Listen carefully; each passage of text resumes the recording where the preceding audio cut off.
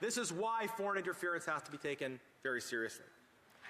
And sadly, the temptation has been from some politicians, and I think we've seen this over the years from this government, is to see this through a partisan lens instead of seeing this as a vital threat to our national interest.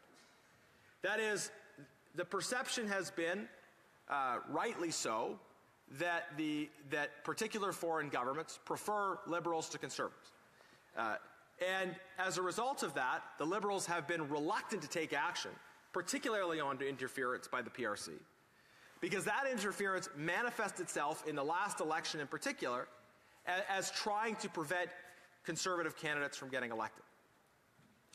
We know then that Liberals chose not to share vital information with members of Parliament. They chose to fail to act on critical issues around foreign interference because they saw this issue through a partisan lens. Former Liberal Minister John McCallum effectively invited foreign interference. He admitted that he had told leaders associated with the communist regime in Beijing that, well, maybe they should modify their approach in a certain way because if the approach they were taking might hurt Liberals in the election, that would lead to Conservatives getting elected, which would be not as much in their interests. Effectively inviting the government of a foreign state to prefer a certain outcome in our elections, and therefore to act in a way that was more likely to produce that outcome. So we know that foreign interference is a grave threat to our national security in the context of this Cold War we are living in. That foreign interference is a primary weapon in this new Cold War.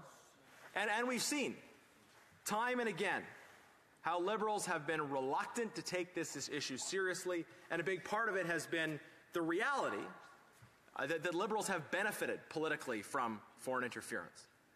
But I think what we're now seeing is an awakening in our country around this issue. And it's not a new issue for some, but it's a new issue for others.